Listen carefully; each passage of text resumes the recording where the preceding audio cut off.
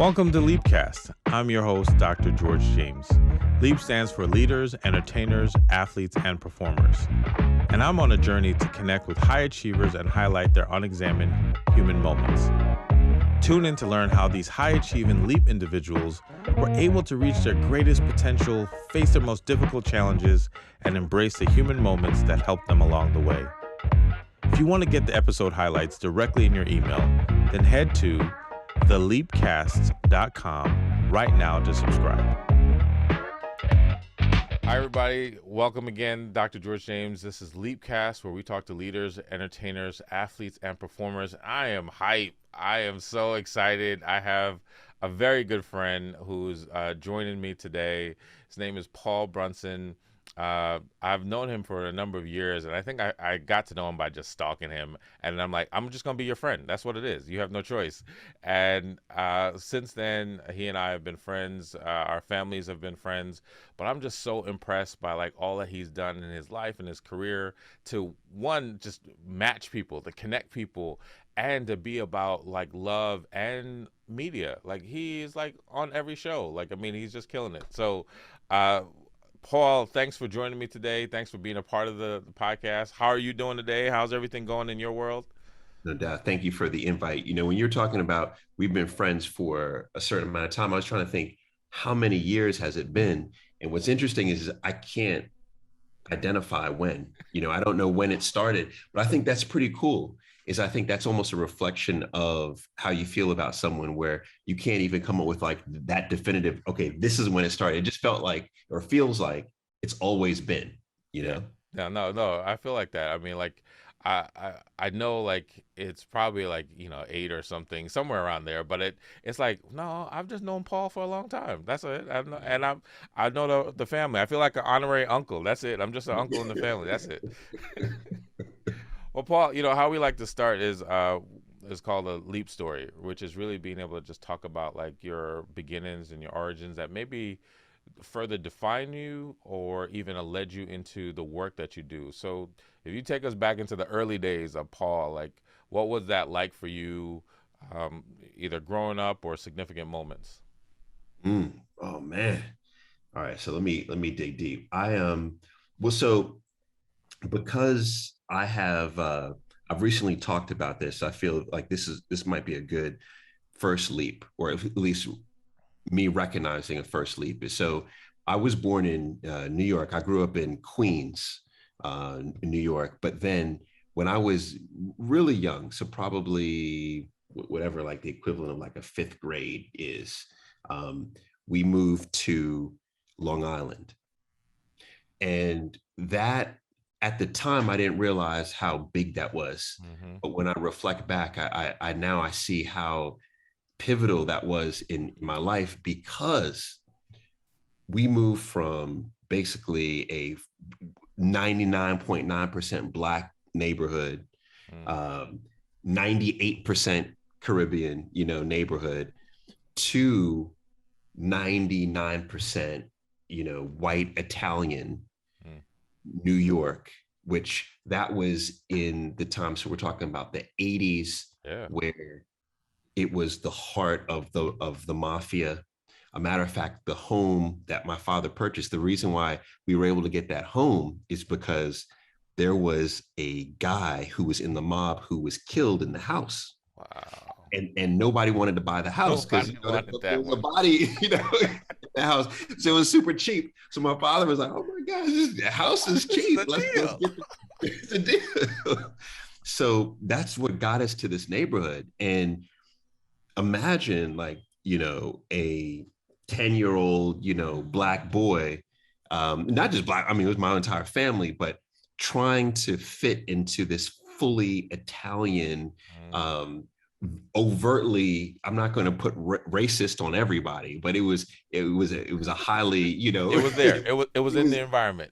It was pure in the environment, but so to deal with that, but then on top of that, that's where white flight really took place in Long Island. So within a 2-year period of us moving, we were the first Black family to move into our neighborhood, Massapequa, right? Within 2 years, it was like all black. It looked like Jamaica Queens all over again. You know, We and just, hey, so everybody, come over. come on, you move across the street, you move next to it. So to watch that whole transition, to Yeah. see all that infighting, it was just such a time. And then also too, um, so there was so much culture that was coming out because that's where a lot of people don't know unless you're an old head hip hop fan, you don't know about the native tongue. So that's like the Queen Latifah, Moni Love, leaders of the new school, not even Wow. Busta Rhymes, but leaders of the new school, Wow. Tribe Called Quest, like De La Soul, all these folks kind of came out of this area, and so if you can think back to what they were rapping about, that was what was happening, in neighborhoods. So very special time, and I think very impactful for me. It's interesting you mentioned that one, just like the thought of like figuring out like culture and race and identity during those young years, and then when you even like go into hip hop, like you haven't said this in a while, but like music has been a big part of your life, right? Like, and it wasn't, weren't you a DJ at some point? Oh man, I was a DJ through a lot of it. I went from first I was I just sat there with turntables acting like a D, and all I did was hit play. That's not a DJ, you know what I mean? Right. And then it moved to actually, learning to scratch, learning to mix, really appreciating, and then got to the point where when I got to college, I was a DJ, Wow. in college. As a matter of fact, I really started DJing officially when I was in, I want to say middle school. Like that's when I started DJ parties in middle school. And in particular, I mean, I did it for the ladies. I mean, that was, Okay. Hey. there was no other reason than that. But music has always been literally the soundtrack of my life, and I've always been about lyricism, Mm. and studying words, even to this day, like literally I will go, I'll hear a song and then I'll go online to read what was written, Wow. so yeah, music has been a big part. No, I love that, man. And look, I hear you. Like I grew up with musicians, right? And so these guys, I would hate them because they would just get on the keyboard or the guitar and they just start playing stuff, and all the girls would be like, "Ooh," right? So music has this ability. But what I did back in the day is like I had this big old Case Logic, right, with Oh, whole bunch of yes, CDs. I was a yes. collector of music, right? Versus, but the start of like how powerful music is, and I love how you're saying lyrics and words and how significant they can be, and how they can be of impact to all of us. So, so you grew up in New York, moved to Long Island, and how did that kind of even shape, or maybe further shape some of who you are and what you've been doing? Yeah. So I would say that it began, you talked about learning about, identity and race, but then also, and this is, we share this with the Jamaican heritage, is also coming from being a second generation, immigrant. Hmm. There was a lot of, I think, pressure placed on us. And what we were taught in terms of identity was that you're not like them. So what was fascinating, and I'm sure this was in your household. So it's like, you know, now, I'm in Massapequa, my whole neighborhood's black, you know, but then all of a sudden we're fractured within our community. Yeah, It's like yeah. you are not like you can't do that because you're not like them. And so just learning to navigate that was, to me, it was like getting a PhD, Yeah, in yeah. in life. It was actually beautiful because one thing that happened to me also early on is then from there we moved to Northern Virginia, Mm. right? So we moved to this other geographic area where, is, I think, very Republican. At the time it was one of these where it was, I call it like a lily white, type setup, but coming from New York, coming from being super proud to be Jamaican, Hmm. super proud to be black, super proud to be a New Yorker, super proud. I Right. brought that with me, And instead of trying to shrink all of these things that made me different, instead, what I did is I turned it up. I put a spotlight on it. Nice. And that was when I realized, wow, because I'm an introvert, and sometimes I could be kind of shy, right? Which a lot of people are like, what? Nobody believes that, but Yeah, yeah. No, nobody really believes it. But that was moving to Virginia was when I learned how to turn things up mm, and then be able to like retreat back, yeah, you know? yeah. And that was when I started to actually do improvisation. Okay. So I joined an acting group at that time. I was in drama clubs at that time. That's when I learned to just turn, like, how do you turn it up a little bit? How do you walk in a room, just turn it up, like, Yeah, you're yeah, ready to do a podcast. How you yeah, just turn it up a little bit, yeah. you know? And that was the beginning. That was the beginning of it. So yeah, magical time. Like when you really dissect it, you think about how many lessons come out of life. Tremendous, man. And as you're talking, I just think about like how you've had to learn really, we've used the word, but like how to learn identity, your identity, the multiple parts of it. Like I love how you said, like, being black, being Jamaican, being a New Yorkan, right? Like all those things, right? Like were parts of you, were like many parts of your identity that like when you say, what it means to be proud to be from New York. I mean, like anybody who's been around anybody from New York, what that feels like, right? And if you know anybody who's been from Jamaica, like we all at them proud, right? We bring it every time. Look, I'm wearing the shirt, right? Yeah, I Just know. You got because the. I knew who I was having You on my got the show. shirt. You got the flag behind you. You got yeah. What? Yadi all the way, right? Right. So you know what that feeling is.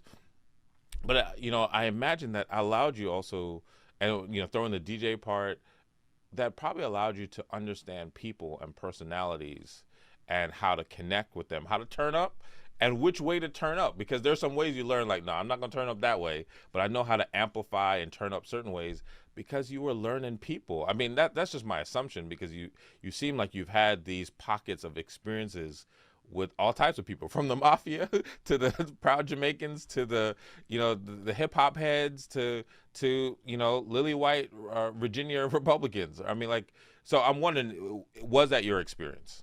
Yeah, you know what, George? I'm not trying to gas you up because you're my man, but I think that was a very insightful observation. And I'll tell you what like the capstone was, and then I'll bring it back to your point, because I'm totally with it. Is after we had lived in in Northern Virginia, and then I went off to high school, graduated from high school, my parents moved to Salt Lake City, Utah. Oh wow. So you're talking about a whole nother Yeah. culture, and what so I would, from college, I would then go visit, because that's where my new home was. So I would go on breaks and go on summer and go there. And what I realized being in Utah was, I remember people saying, "Oh, you're going to Utah, like Salt Lake City, That's in like, oh Utah. man, you exactly. I feel terrible for you. Like it's terrible." But I would go and have an amazing time. My brother and I would go snowboard or ski, or we would go, to the we would go to the rodeo. Nice. There was all kinds of things we would go to, and we would love it. And to your point is, I think my life, I would sometimes complain about having to move and having to be thrust into these different circles. But my God, it was such a blessing, because I really learned, to your point, I learned how to navigate in different circles, Yeah. how to embrace who I was, but have that emotional awareness to know that how I show up, how does it impact the emotions of others, and how I could turn up, turn down, turn left, turn right, and Yeah. how that could actually manage a scenario. And I think that's ultimately what's allowed me to feel so comfortable traveling or moving now here to London, is because it was it was really taught to me, Yeah. through the. Yeah. So I'm with you on your point. No, Really I good. love that. And I'm really big on like those things that we are taught or learn from family, culture, friends, partners. And yeah, like as you when you said Salt Lake, I'm like, oh wow. One, I was like, what? We have Jamaicans in Salt Lake. Like that's a whole nother like I need Yeah. to go there and find some Jamaicans. That's what I'm gonna No, there's do. only two. There's literally two. That's it. Yeah. But it made sense to me, like even your comfortability with saying part of your career at that time was taking you to the UK, and that was such a powerful move for you, right? Like, I mean, we haven't gotten into all the shows you're on, the shows that you've been on, the shows that you've created, the produced, but how like you being in the UK right now was a significant move for you in your career, and it just makes sense that that probably didn't feel foreign for you in just your experiences. Yeah, no, and also too is, and I don't know if you know about this last minute pivot that we did on the move, because it's one of those where it happened, but I don't think I was like conscious, about it. Is that so? In 2018, so this is in June of 2018. So 1 month before we moved to London, which was July of 2018, right? Because we moved right on our anniversary, July Uh-huh. 21st, as I remember. But so June, the 1st of June, my plan with Jill, right? We were going to move to Jamaica. Uh, So we had decided that at the end of the school year for our boys in DC, that we were going to take them out of school, begin homeschooling them, and we were going to try out Jamaica for at least 3 months and then begin to live more of a nomadic lifestyle, right? With a base in the US, mhm. but then to travel to different countries. And so Jamaica was it.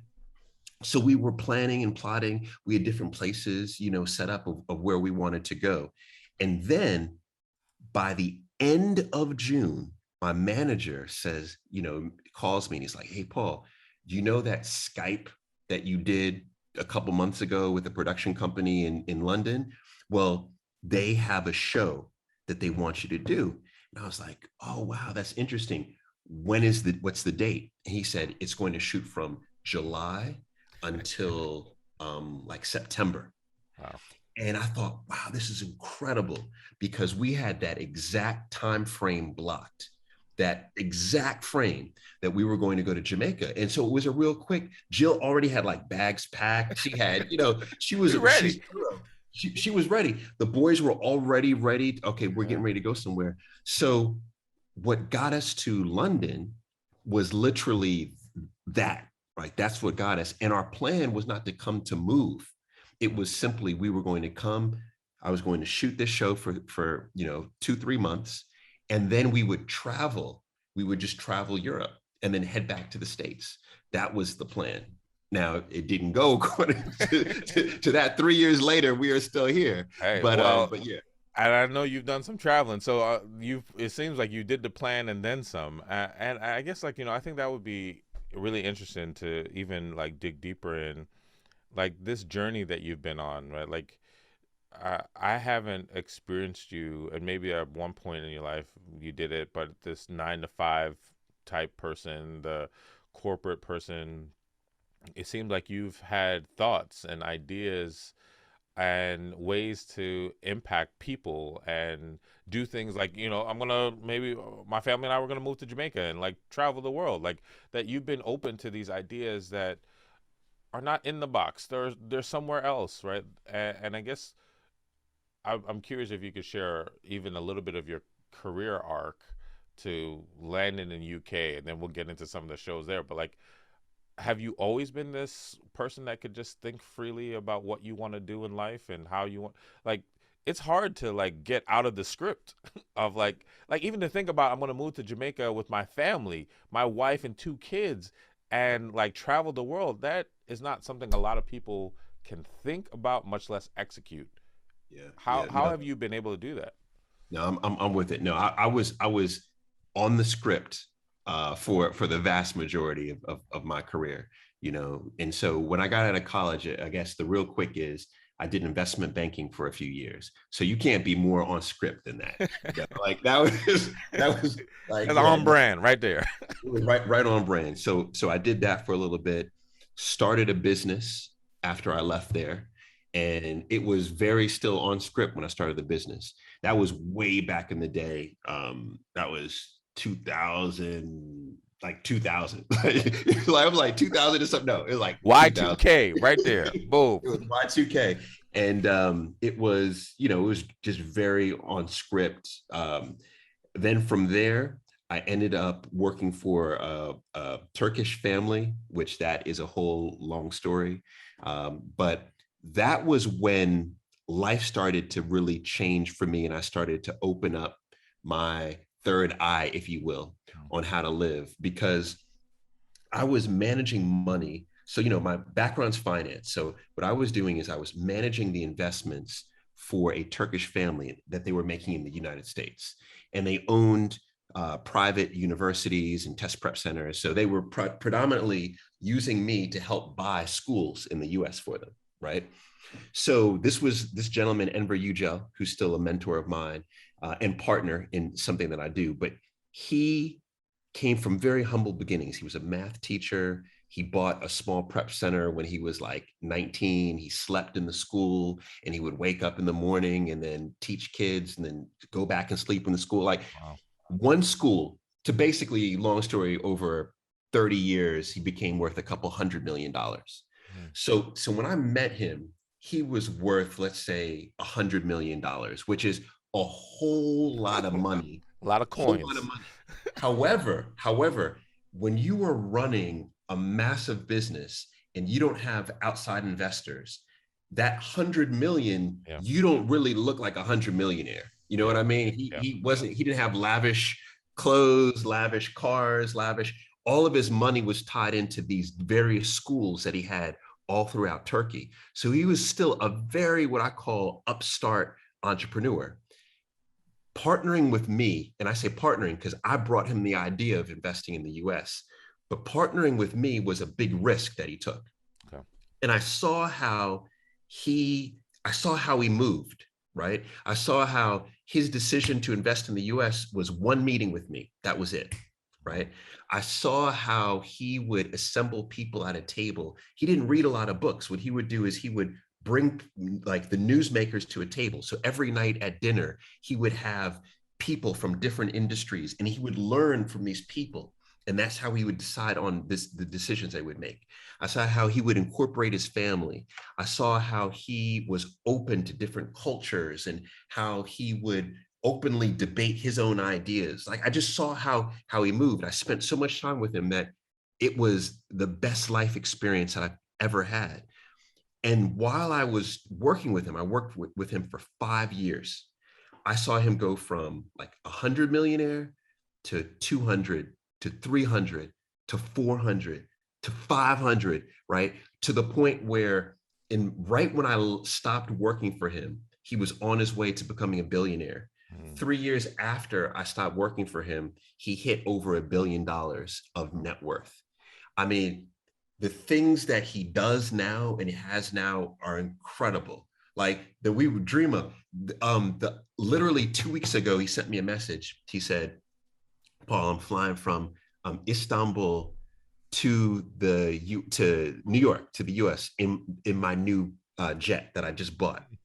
I'm going to stop in London and pick you up." And I was like, "Oh my God, this is crazy." We used to talk, like we used to dream about this stuff, and you have this now. He owns a basketball team, a big basketball team in Turkey. He owns a basketball team in the UK too, by the way. Wow. But it's like the things that he's done. But long story short is observing how he operated completely off script Yeah. is what really inspired me to start living off script. So when I stopped working for him, I stopped because I thought I'm even too on script working for you. Right. Right. Right. So that's what led me to go off script. And then I left working from him, started a matchmaking business. And then from starting the matchmaking business, started doing content. From doing the content, I got a call from the Oprah Winfrey team. got a show, which I had never planned to do any TV, but then got a show with Oprah Winfrey. And then that really started a television career, Wow. simultaneously working a entrepreneurial career, so that's how those things happen. And then, here in the UK, I'm predominantly doing television. I look, I love that, and I could learn so much more and hear so much more from that. This thought of being off script, I love it, and seeing it modeled. I'm a huge advocate for like mentors and people that we can learn from, and I don't feel like everyone like your mentor has to be in every part of your life, right? But in certain specific moments. But what really stuck out to me, right? So I've been doing this talk now, coaching program, now book, a whole bunch of stuff called "I Give Myself Permission," and it's really about why sometimes we don't do certain things, and how we literally need to give ourselves permission, and whether it's to have fun, whether it's to date, or whether it is to take the risk. And one of the things that really just pops out is that you in that experience, that 5 years, learn to take risk in a different way, to like live off script. And of course, we can go all the way back to Queens, and that there are building blocks there, but I could just hear how that was a significant pivot, that now like where you are now is directly related to that pivot and that risk that you took. I mean, I'm just that's just like awesome to hear that, because so many of us don't live off script, or don't even have off script moments, right? Like Yeah. you could be on script all you want, that's fine, but sometimes you gotta improv. you gotta be off script.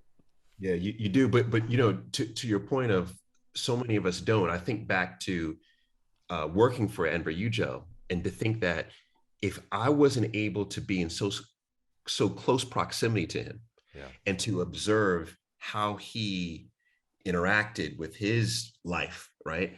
I honestly don't know if I would have moved, quote unquote, off script, Yeah. right? And I think, to your point of the importance of mentors, is the importance of being able to see someone who has similar values to you, right? Which I think is very important, Hmm. because values, I know you agree with this, is it's our rule book to life. Yeah. And so if someone has dissimilar values, then they're going to live life completely different than you. Yeah. And so you need to find the similar values. But when you find the similar values and you see, oh wow, you have these values, and you're able to do things with your life that are extraordinary, right? Whoever's observing that, you realize you could do that too, you Yeah. know? And it was watching him, to me, it was, I could do that too. And the other part of it is surrounding yourself with people who are off script, right? Because surrounding myself with Enver, what it did is it introduced me to a circle of people who completely live, quote unquote, off script, right? So, like his nephews, two of his Enver Yücel's nephews became two of my best friends, Omer and Omral, right? Who are completely, my friend Omer is actually, he owns a basketball team. He owns a basketball team, so he's completely off script, right? You know what I Right. mean? And then the other Omrol owns the largest. Now he's built. I saw him build this from scratch. The largest educational construction company in the world, right? So his company builds schools all over the world, and I saw them move off script early in their careers in order to do that. And their whole life is unconventional. Literally, like I'll get a call, Paul, let's go to Bodrum this weekend in Turkey. What? It's gonna cost this much? It's gonna Yeah. do Yeah. no, no, no, no, no, no, no. Let's just go. Yeah. Let's just go. Like, let's just do it. Forget all, let's just, it's one of those where, and I know a lot of the things that I'm saying may sound lavish from the point of, oh my gosh, but when you break it down, right? When you break it down, I'm not, I'm not just talking about things that may be expensive to do, because I think also part of the living off script is you have to live modestly Hmm.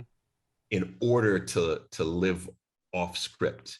And so certain things, uh, are going to, going back to the modesty is that um, when I left working for Mr. Uja, one of the things that I realized is that, and this is the biggest mistake, is I had no substantial savings.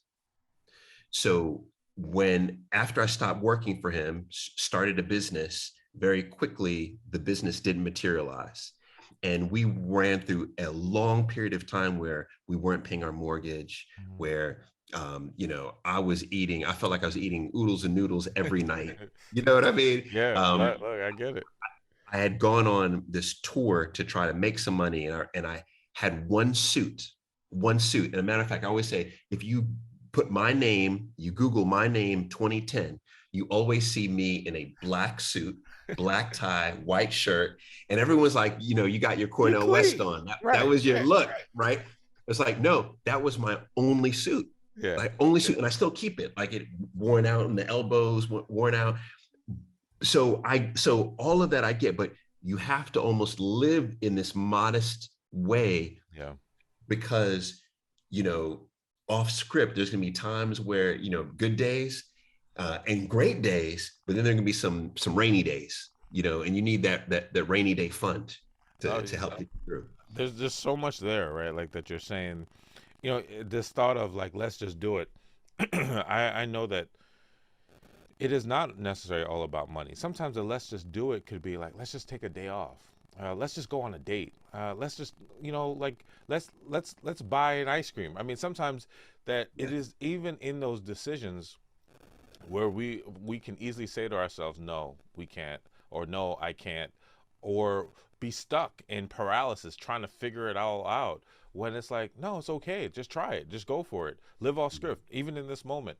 And then the other side of what you're saying, this thought of like, how pursuing some of these things, some people really don't know the story. They will see you on TV, multiple shows, but will not understand that there were sacrifices that you made, or moments, or one suit, because all they saw was like you on tour on TV and that suit looked good and you right. wore it out, right? But not to know like Literally. that was the only suit that I had right at Yeah, that moment. And I've had that. I share with people that being in grad school, having friends, they were getting the latest cars, they were whatever, and I'm like, man, I'm here doing this school life, I got no money. Like at one point I could barely pay my rent. I think I did one of those research studies. Now I didn't take no drugs, I didn't do yeah, any of that, but like, look, they were gonna pay me some money to sit and do something, and I sat and I did it. yeah, And so those moments where you're like, this is just what I have to do as a part of moving forward. And so like hearing you balance the two of like, yes, like there's sometimes you take the risk, you live off script, and then there are other times, or in the midst of that, you're also navigating like money and finances and the resources that you might have, which sometimes it might be your last. yeah, yeah. You All know, facts. All it's facts. it's interesting. Even as you said that, I thought about like I've heard a little bit of.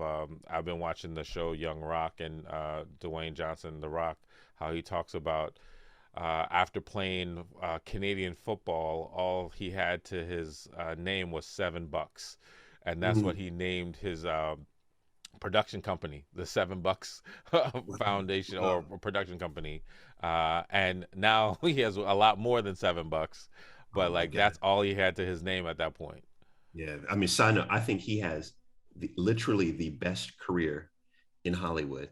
And not to go on a crazy Will Smith route, but indirectly also because of the incidents around Will, we'll call it the incidents around Will, Hmm. is that I think the Rock has really been cemented as I think the number one international Yeah, A-list yeah, actor. So yeah, he yeah. has a lot more than $7.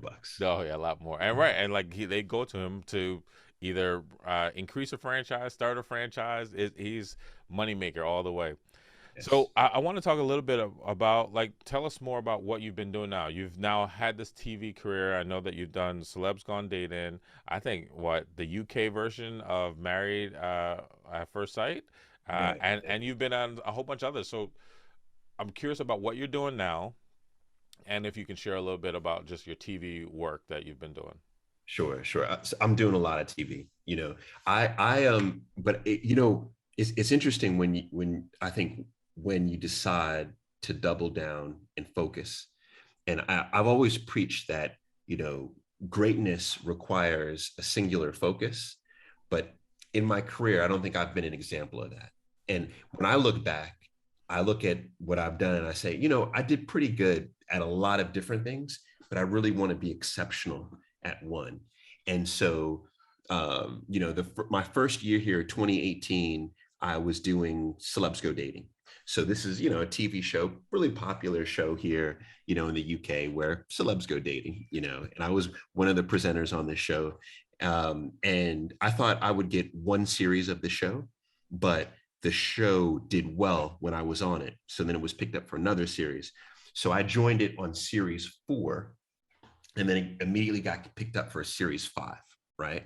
And the way that a lot of television works in the UK is the UK are heavy consumers of content, Mm. heavy. And so a lot of the series will double up within a year. So I had 2018, took a couple months off, and then all of a sudden we were filming again, right? And the other thing about UK television shows is they're typically much longer. So in the US, where you may see a reality show has 10, 12, 13 episodes, Married at First Sight was doing, I'm sorry, Celebs Go Dating was doing 20 episodes, you Wow. know, so it was much longer. But I did that, right? Um, but while I was doing Celebs Go Dating, I was still doing getting my Jamaican on. I had Yes. 9 other jobs, and I still consider TV to be just the icing and not the cake. Then I got picked up for Married at First Sight UK. So Married at First Sight UK was a franchise that had done okay, and then they were bringing it back to try to, you know, change the format. Hmm. And so I got picked up for Married at First Sight UK. So I was then simultaneously doing Celebs Go Dating for a couple months. Then I would move to Married at First Sight, do that for a couple months, then move to Celebs Go Dating, right? My first series of Married at First Sight did really well. Then it got picked up for another series, right? And so by the time I was entering my second series of Married at First Sight UK and my maybe third, fourth series of Celebs Go Dating, is when I realized that uh, I can either continue as is on cruise control doing this stuff, or I could begin to really take it seriously and not just take the being in front of the camera, but even behind in terms of production. I could really take it seriously and think about what am I trying to do? And ultimately, what I realized is I really want to become an exceptional teacher Hmm. through a television format or through a digital format. And so I started to dismantle and stop or reduce all the other things I was doing outside of TV and get really focused. And it was quite honestly it was the end of like 2021 when I said I'm gonna get focused on this. You know, this is going to be it. And I think a lot of people in TV decide, especially reality TV, decide not to focus too much because it's a gamble, you Hmm. know, on but long story short, I did. And so um the shows that I went on continue to be to continue to hit. So for Married at First Sight, we're now I think this is 1, 2, 3. We're now going into my fourth Wow. series of Married at First Sight. We're still filming that right now as we speak. Yesterday, Celebs Go Dating, the 12th series was just greenlit. The 12th, Nice. the Nice. 12th is technically the 11th, but we did a virtual series, so now it's the 12th. So the 12th series was just greenlit. Last year, and actually this just happened an hour before our session is uh, I've I've received I've been nominated for a ton of different awards, which is great Nice. for different, you know, That's awesome. I mean, like 3 different organizations. So I'll be able to hit the awards season heavy, which is good. I'm a contributor to a show called Steps Pack Lunch here, that I shoot. So I shoot that about once a week, and I'm like, it's kind of like in the U.S. maybe like actually there's nothing like it in the U.S. Kind of like an afternoon cool hangout show, with Steph and her friends. I contribute to two of the morning shows here, to the bigger morning shows. So I'm doing all of that, and then I'm developing my own projects. So I'm developing my own stuff out here, lots of cool stuff. You know, so I'm full tilt on TV, and I shoot probably every 2 days. I'm shooting something, which is a pretty busy schedule. Uh, Man, remember like even some of the work, even in our interaction, even early on, I remember going to New York and seeing you film a show that you did for ABC, right? Yeah, yeah, yeah. And I've seen you, speak and present, and just love hearing like how you continue to move it forward and continue to expand and to influence, right? Like, I fully believe for myself, like my career, mental health and media, sports, and mental health, like these are like some key intersections in my work. And you've always been someone that I've been, close enough to see the process, and have just been just in awe of like how you do it. And I'm just excited about like where you are and what you're doing. Yeah, thank you. And though I love how you phrase it, trying to use media as a form of teaching, of influencing, and as you move forward. And so you're doing really awesome, great things, and I just love hearing it, and I love how you've been able to do that off script in a way that allows you and your family, because I know simultaneously you're still doing things with your family, you're still engaging folks, you're still influencing across different countries. And I think that's just great what you're where you are right now. Yeah, thank you. I mean, it's all a blessing, and hopefully I never fall back on script. Yeah. Well, look, you'll have this episode to remind you. Right, right. I've been off script for a minute. I can keep going. There's a couple things I like to ask folks as we get close to the end. You share some of the things that you're working on now, and you have said, that you've had the pleasure of working with two billionaires, two huge influencers in terms of Mr. Ugel and Miss Oprah Winfrey, right? So like you've had those experiences where you've been connected to some of the names that lots of people want to be connected to. So I'm wondering for you, who would you want to work with or do a project with that you haven't Oh before? man, oh man, that's a great one. Um, well, you know what, my boys, they really want me to do a project with Tom Holland.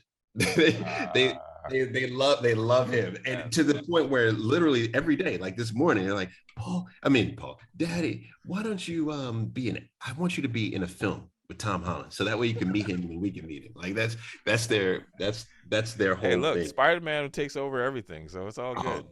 man, oh man, they love Tom Holland. I that's such a great question. I I would I would love to work with, because he bridges the gap on both sides, and my wife would love it. Jill would love it. Is I love to do something with Idris Elba, Uh, um, and be and what's it what's interesting to me is when you could bridge the gap, because I see it's fascinating. I see how there's certain people in the UK who are really popular. And then the goal is always to go to the US, hmm and they go to the US and then maybe they don't pop. Or in the US, I see the goal is always try to break the UK market. So send people over. I think Kim Kardashian's over here right now. It's like always send people over to see if you could break the market, and they don't always pop. But when you could pop them both, Yeah, like at Idris Elba, there's something special, and he pops internationally. yeah, yeah. So I think that would be cool. That would be very cool to do something like No, with him. and I can see that too. I mean, there's a way that I respect Idris and the work that he's done, and I find it also interesting, like as he's popped in both, like just internationally, you hear him more of himself, right? Like he doesn't have to do like he can do the character accent like in The Wire if he needs to, but I Mhm. hear him just fully just being British, right? Like like I think I was it was we just watched my family and I just watched Sonic 2 and he was Knuckles in Like, that, right? oh And like wow, I didn't. I know he's in that. yeah, he pops up everywhere, right? Like he just does stuff like that, right? Oh But so man. I could see that, right? And then like he has that like island, Nigerian, African kind of connection that he like digs into, and he's a Mhm. DJ. So I mean, there might be there's a lot of stuff there too. So I could see that with the two of you. Yes, yes. Two last questions I like to ask folks is what does mental wellness mean for you? Mental. I think mental wellness. Quite honestly, that's being off script. Honest, like you know, um, I love that there is more attention to mental wellness in this day and age, right? Because when I was in the investment bank, I'll never forget. This was the beginning of the Paul, you need to be off script, but you need to be off script because you need to guard your mental wellness. Yeah. Is my boss at the time, his wife was pregnant. They were having their first child, right? And on the day that she was giving birth was the same day that we were doing it was the biggest secondary offering in the history of the stock market, right? So it was very important for him to be at work. He decided to come to work Wow. opposed to go to the hospital with his wife. Now, if that wasn't bad enough, when he got to work, this is what happened. It was reinforced. It was reinforced. It was applauded. He was like, oh my gosh, he's here. He's here. He's here. I realized in terms of my mental well-being, that I couldn't continue to exist in that environment and and and be sane. Yeah. Like I couldn't. And so to me, it was about understanding that mental wellness is something that I have to protect, right? I can't give that authority to anyone else. It's something that I'm responsible for, and that was the beginning of it. That's and now it's interesting reflecting back, that really was when I started looking at Yeah. alternatives. Yeah. Yeah, it's interesting. Like these people who we might see maybe at one point as a hero, or just like, oh, it'd be great to be there, and then when you really get close enough to look at it, and you're like, no, I don't want that. Like I'm fully invested in, and you know this, right? Like I love doing what I do, and I'm always aspiring for more. But I'm fully like on board about like taking a break, taking a vacation, spend time with my wife, spend time with the kids, and even more so as I've learned and had losses in my life about making memories. Right? Like, look, I'm gonna make some memories, and I'm gonna make some memories on the memories, Yes. and I'm still gonna be, strive to be successful. But to me, that's also how I define success is by making that time. So when you share that example, I can imagine this. There've been some folks that I've looked at their life and I'm like, nah, I don't want that. Yep. Last question: when you, as you talk about mental wellness or your definition, what mental wellness advice would you give to your younger self? And that could be as early as yesterday or any time in the past. Oh man, that's a great question. It's a great question. Uh, I'll say a couple of things. I laugh, and you'll see why I'll laugh in a second. Is one, I would say, taking a step back is not the equivalent of retreating, Hmm. right? So taking a pause or taking a moment, that's not retreating, that's not giving up. I wasn't programmed that way when I was younger. I was programmed go, go, go, go, go, right? Yeah, yeah, So that's one. Secondly is supplements are a godsend, right?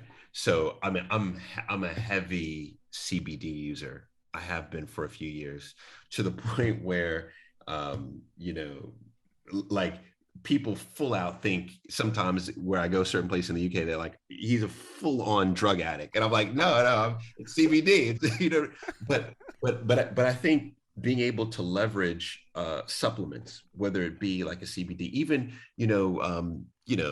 I mean, I'm on all types of supplements, but things, small things like curcumin, help with reduced anxiety. I use that daily, although I think every Jamaican probably uses that anyway, and Asia uses it in their cooking. But it's so taking a step back, supplements, and then last but not least, I'd say the people who you surround yourself with.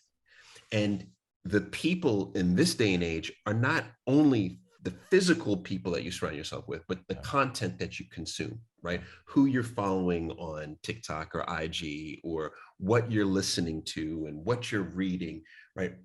All of those things, the people, the supplements, being able to take a step back, to me, that's what I feel like I would have advised myself early on. I think I would have had a jump early on, and then at minimum, I would have been able to start uh, building a CBD product before it became so Whole nother popular. stream right there. A That's a whole other stream. street, whole other street. Yeah, I love it. I love, the ways that you have taken care of your mental and physical, and the things that you have consumed, right?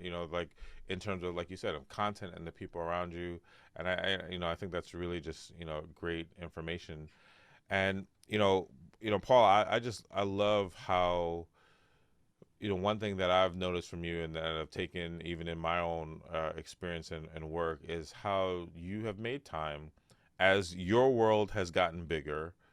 You've made time for people along the way, right? You've made opportunities to grow and to nurture connections. And I remember you saying, like, people would reach out to you and you really didn't have the time, but you'd make the time. And I valued that, and I see that even in my own experience, where I'm trying to make time for people because I want people to know that they are important and that I don't feel like I'm anybody above anyone. And yes, you got to navigate schedule and other things, but for the most part, to let people be seen. And you have had a remarkable way of letting people know that they are seen. I know I felt it. I know when you're on camera, people feel it. I know your family and feels it, and I think that's just a really great thing that you carry. That you allow people to be seen regardless of where they are. So, shout out to you for doing that. I appreciate that. Thank you. Thank you. That made me feel good, especially because dealing. I know we're going wrapping up, but my boys are on break right now, and it's interesting because so I'm in Liam's room right now. I'm in my youngest room. A matter of fact, he's talking about Jamaica. He's got all this Jamaican stuff in his room. Yes, yeah, that's what we're doing. Yeah, and he was up here. He was laying in well, the oldest was laying in the youngest's bed here, and he was doing it because he's on the half term. He was like, I just want to spend time with you. And I was thinking, man, how do I spend I gotta work, I gotta do this, but I realized, just allowing that, Yeah, just having the proximity. I think sometimes proximity itself is a way of, maybe it's not a way of making sure that someone feels seen, but at least that they feel affirmed yeah, in yeah. who they are. No, So totally. I appreciate that. I No, appreciate that. and that makes a lot of sense. Just last night, I had to do a speaking engagement for Philadelphia Phillies, who they've been doing this work around mental health called "Strike Out the Stigma." And my wife couldn't go, but I brought my kids, and we went. They saw me speak, and then we went to the game, and it was dog night at the ballpark, and they saw dogs. We had water ice, and we just hung out, right? And like, my daughter said, I love doing this. And like, she said, this is my high for the day. I was like, what? Just being here, with you and my brother, right? Spending quality time, and that's it. I'm good.